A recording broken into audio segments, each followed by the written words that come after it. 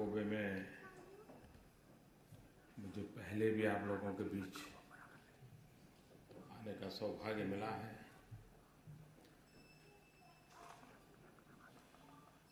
तब तो पता तक नहीं था कि ऐसा कोई इंसान प्रधानमंत्री बन जाएगा। उस समय भी आप लोगों ने मुझे इतना प्यार दिया था कि जो मैं कभी भूल नहीं सकता हूँ। कोबे में आए और आपको मिले बिना चले जाएं,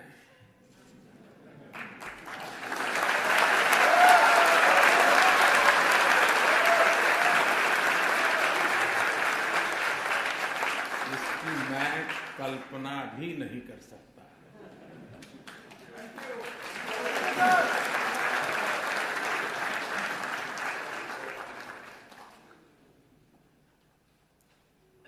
मैं कल प्रधानमंत्री अबे से बात कर रहा था। कोबे के मेरे संबंधों के संबंध में मैंने उनसे कहा कि 2001 में जब गुजरात में भयंकर भूकंप आया तो कोबे सबसे पहला था जिसने आकर के गुजरात के लोगों की मदद की थी।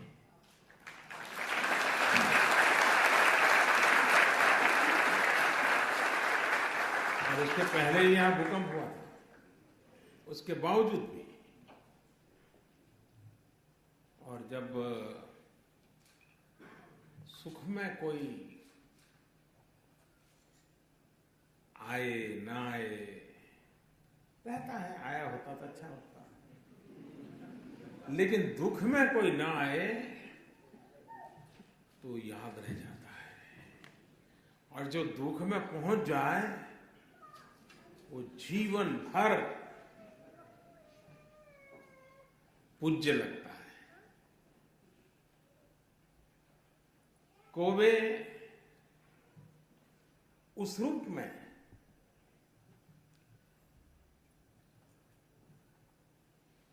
दुख की स्थिति में हाथ बटाने वालों में से सबसे पहले था। तो उसका स्मरण रहना, उसके प्रति आदर भाव रहना बहुत स्वाभाविक है। आप सब इस बात से गर्व करते होंगे, हिंदुस्तान की हर खबर आपका माथा ऊंचा करती होगी। करती है नहीं करती?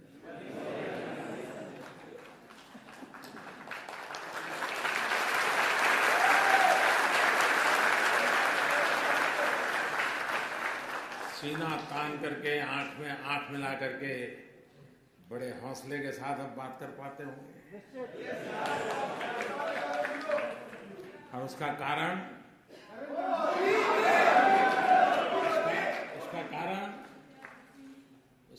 मोदी नहीं, उसका कारण 125 करोड़ हिंदुस्तानी है।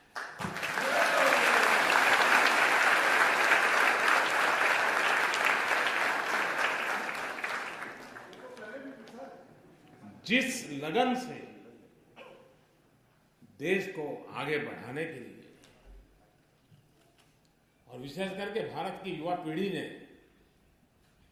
जो मन में ठान ली है और जिस प्रकार से पुरुषार्थ कर रहे हैं, किसी को भी गर्व हो। 2 साल भयंकर अकाल के रहे, बारिश बहुत कम हुई थी और भारत की अर्थव्यवस्था ऐसी है कि अकाल में सब कुछ चरमरा जाता है। लेकिन उसके बावजूद भी 2 साल के भयंकर अकाल के बावजूद भी, स्कैर्सिटी के बावजूद भी सारा विश्व एक आवाज से कह रहा है कि बड़ी इकोनॉमी में सबसे तेज गति से आगे बढ़ने वाली अगर कोई इकोनॉमी है तो उसका नाम हिंदुस्तान है।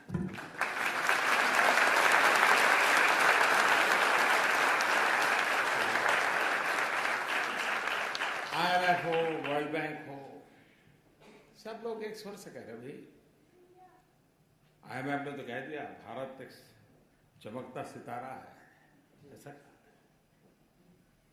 विश्व भर के अर्थशास्त्री मानते हैं कि भारत बहुत तेजी से आगे बढ़ रहा है। FDI, फॉरेन डायरेक्ट इन्वेस्टमेंट, मेरी FDI की अलग परिभाषा भी है। पहली परिभाषा है मेरी FDI की, फर्स्ट डेवलप इंडिया।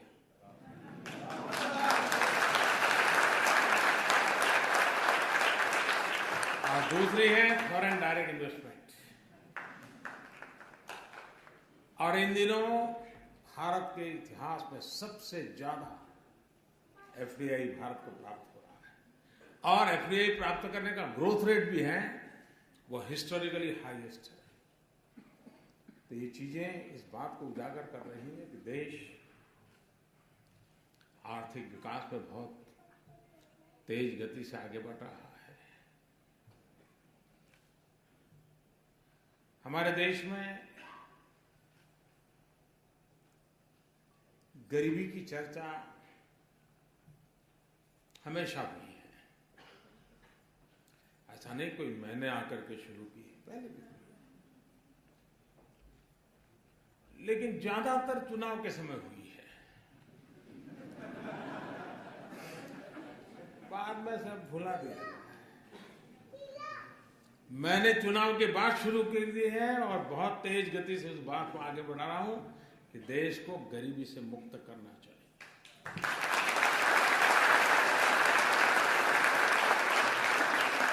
कर सकते हैं। अब हमारे देश में 40% लोग ऐसे थे, उनके नसीब में बैंक का दरवाजा भी नहीं था।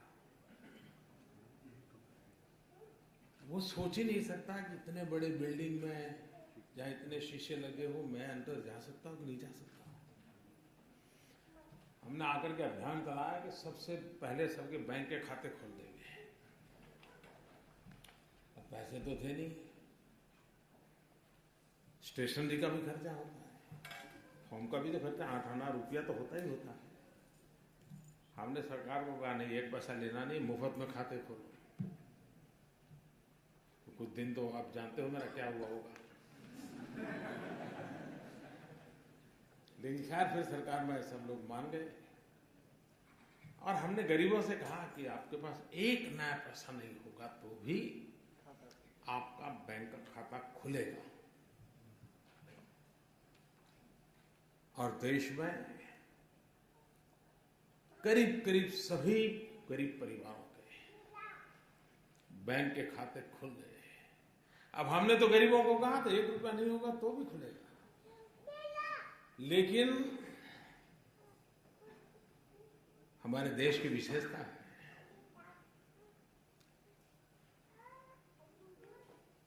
देश के गरीबों ने अमीरी दिखाई। बहुत बार हम अमीरों की गरीबी तो देखते हैं, लेकिन गरीबों की अमीरी देखने का सौभाग्य मिला। उनको कहा था कि आप 1 रुपया भी नहीं दोगे तो चलेगा। उसके बावजूद भी जिसका जीवन में कभी अकाउंट नहीं खुला था, बैंक का दरवाजा नहीं देखा था,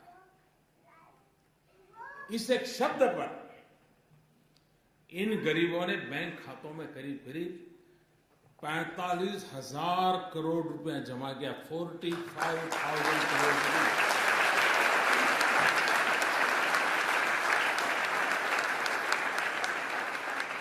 ये है गरीबों की अमीरी, और यही है हमारे देश की सबसे बड़ी ताकत। जो देश हम जैसा चाहते हैं वैसा बनाने का सामर्थ्य रखती है। 2011 में जापान में बड़ी प्राकृतिक आपदा आई। आपके यहां भूकंप आया, सुनामी आई। उसी समय आपके यहां फुकुशिमा की दुर्घटना हुई। 2011 के वो दिन याद करें। बिजली में कटौती, पानी भी 4 बोतल जरूरत है तो 1 बोतल से चलाना, दही लाना है तो नहीं भाई मत लाओ, कम लाओ। और सिर्फ वहां नहीं जहां पर आपत्ति आई थी, पूरे जापान में सरकार ने इच्छा व्यक्त की सरकारी दफ्तरों के लिए, लेकिन इस देश की जनता ने इसे अपनी जिम्मेवारी माना और हर कोई कोट पैंट टाई बंद करो तो बंद किया, एसी बंद करो बंद किया, पानी जरूरत से ज्यादा मत लो नहीं लिया, कम चीजों से घर खाने में चलाते हो 3 सब्जी बनाते हो 1 सब्जी चलता है, ये आप लोगों ने किया, जापान के लोगों ने किया।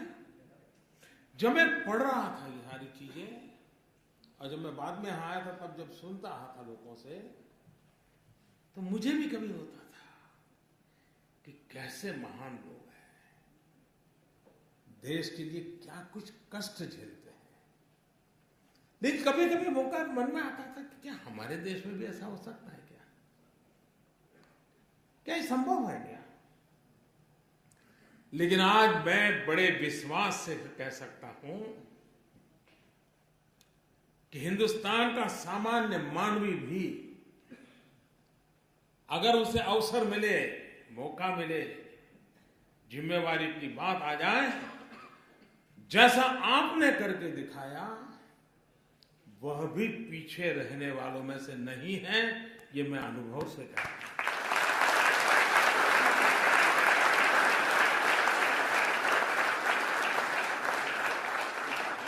अभी का मेरा ताजा अनुभव है।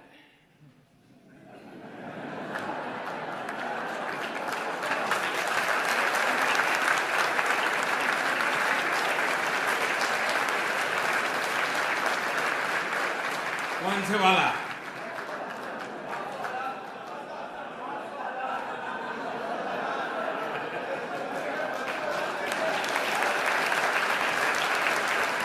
आपको भी पता है कि अचानक 8 तारीख को रात को 8 बजे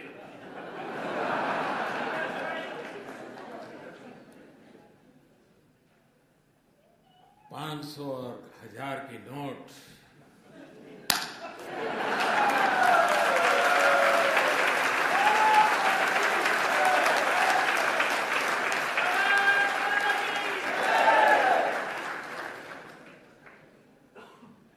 मैं 125 करोड़ देशवासियों को नमन करता हूं, सलाम करता हूं।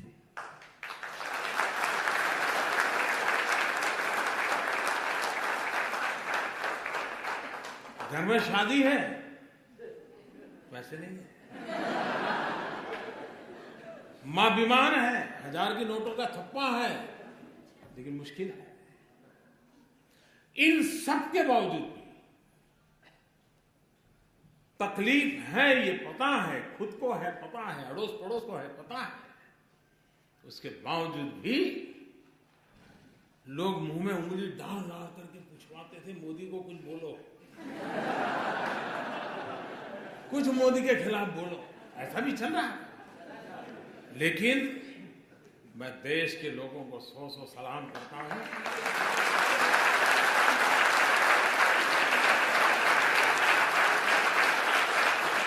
कोई 4 घंटे लाइन में खड़ा रहा, कोई 6 घंटे खड़ा रहा, लेकिन तकलीफ झेली, लेकिन देश के हित में इस निर्णय को वैसे ही स्वीकार और स्वागत किया है जैसे 2011 में जापान के हर नागरिक ने करके दिखाया।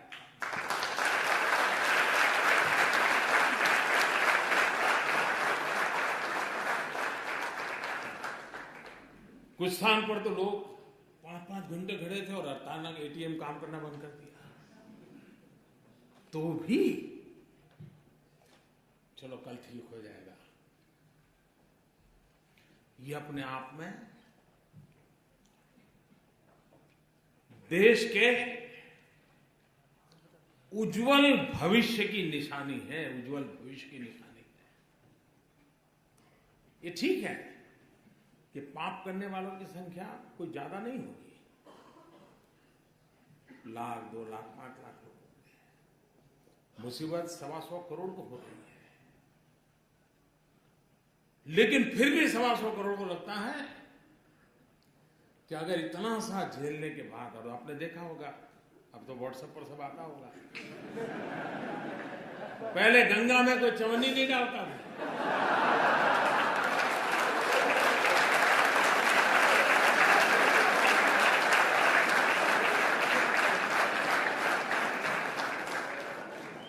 नौटे बह रही है गंगा।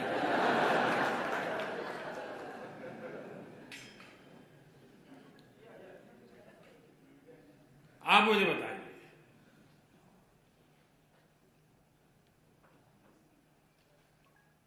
चोरी का माल निकलना चाहिए नहीं निकलना चाहिए? सामान्य मानवी को शिकायत ये होती है कि आप एक को फायदा हो और दूसरे को नुकसान हो, उसको लगता है भाई कानून सबके 500 की नोट गई, सबके 1000 की नोट गई, मोदी की भी 1000 की नोट अब बाजार में चलने वाली नहीं है, तो लोग कहते भाई ये बढ़िया है। ऐसा होना चाहिए, हर एक के लिए समान उसका असर है। और इस कारण, इस निर्णय से मुझे भी पता नहीं था कि मुझे ऐसे आशीर्वाद मिलेंगे, जिस आशीर्वाद के शायद मैं जब सोच रहा था कि ये करूंगा तो क्या क्या तकलीफ आएगी, क्या क्या फायदा होगा, वो तो मैं सोचा ही नहीं था। मैं दिमाग खपा रहा था कैसे करूं कैसे, और अच्छा ये काम ऐसा था कि लोगों से बता भी नहीं सकता था, अचानक करना पड़े वरना तो खेल खत्म। जो लोग इतना जमा कर सकते हैं वो अपनी जगह भी कर सकते हैं, तो इसलिए इसको सीक्रेट रखना भी जरूरी था।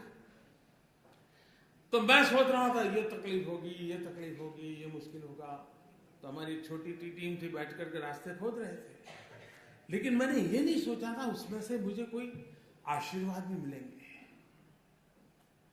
जब लोगों को पता चला कि किसी गृहिणी के, कि हर महिला सब्जी लेने जाती थोड़ा बचा लेती है, साड़ी के पल्लू में बांध के रखती है, घर में सब खाली हुआ, मुसीबत आई वो निकाल के दे देगी, लो जाओ जाओ ले जाओ। हमारे देश में महिला कुछ न कुछ बचा के रखती है, और ईमानदारी का होता है, कोई बेईमानी का पैसा नहीं होता है। जब हमने कह दिया कि अगर किसी गृहिणी का 2.5 लाख रुपया अगर वो बैंक में जमा कर देगी तो सरकार उसको नहीं पूछेगी कि 2.5 लाख रुपए कहां से आए थे।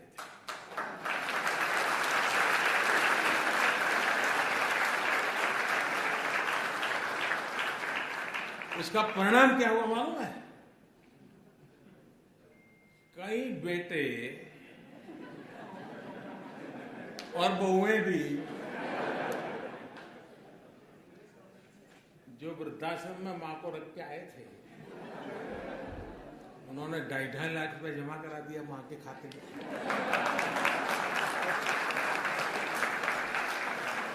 अब मुझे बताइए वो मां मुझे आशीर्वाद देगी कि नहीं देगी?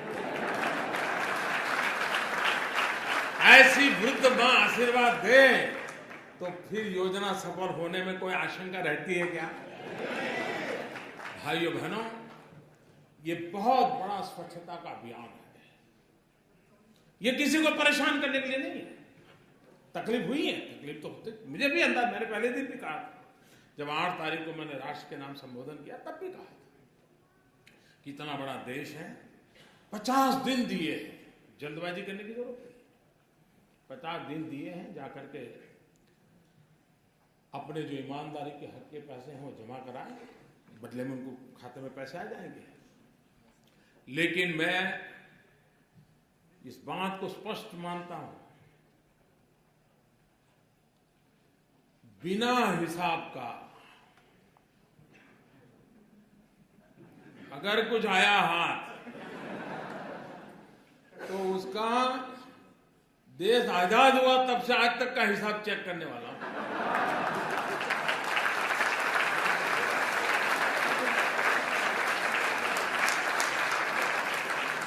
जितने लोगों को नए लाना पड़ेगा ला करके भी इस काम में लगाऊंगा।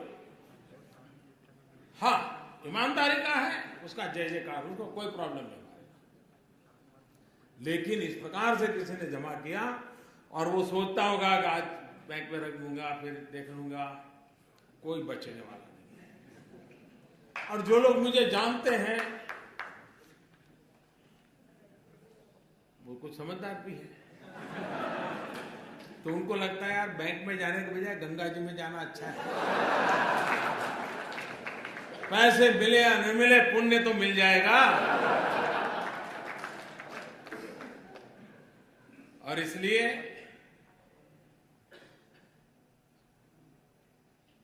देश को मैं फिर एक बार,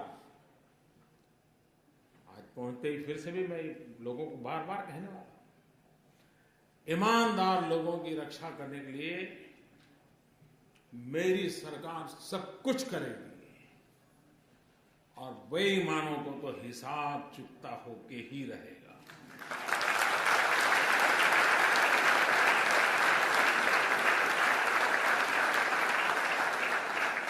अच्छा, ऐसा नहीं कि हमने रातों रात किया है। हमने पहले एक स्कीम निकाली कि भाई आप इतना दंड दे करके जितना दे सकते हो दे दीजिए। तो करीब 67,000 करोड़ रुपए आए। तब भी कुछ लोग तो कहते थे कि मोदी फेल हो गए, मोदी का कुछ नहीं हुआ, लेकिन आखिर भी आंकड़ा आया तो अब वो बोलते ही नहीं है। और पिछले 2 साल में इस प्रकार के अलग अलग जो प्रयास किए, करीब करीब 1.25 लाख करोड़ रुपया वापस आया। 1.25 लाख करोड़ रुपया।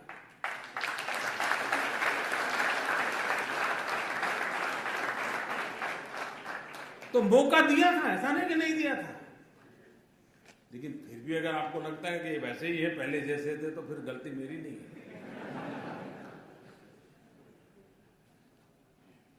और इसलिए, और जो लोग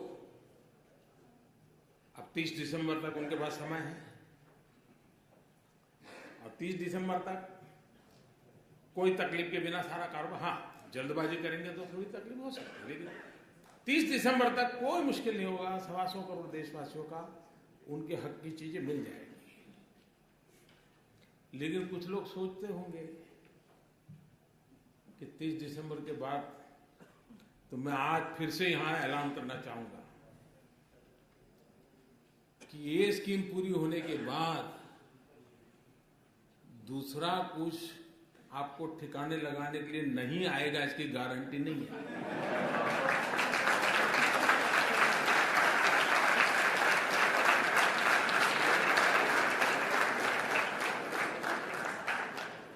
अब दुनिया इतनी बदल चुकी है, हमने मुख्य धारा में, आप ठीक है पहले कर लिया भाई, मैंने मौका दिया, बेटों का नसीब की चिंता करो।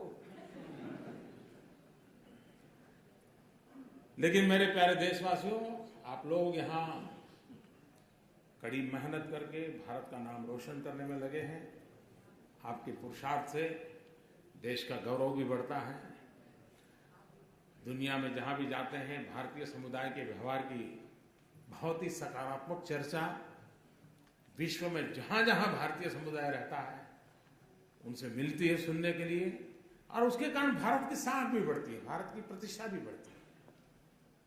तो ये आप लोगों का बहुत बड़ा योगदान है। मैं फिर एक बार आप सबको मिलने का मुझे अवसर मिला, मैं आपका बहुत बहुत धन्यवाद करता हूं, और मैं आपको विश्वास दिलाता हूं कि अब हिंदुस्तान निरंतर आगे बढ़ने वाला है, विकास की नई ऊंचाइयों को पार करने वाला है। जो सपने आप दुनिया में जाकर के दुनिया देखते हो, और जो अच्छी चीजें आप हिंदुस्तान में चाहते हो, वो सभी अच्छी चीजें हिंदुस्तान में होना संभव हो चुका है, होके रहेगा। बहुत बहुत धन्यवाद।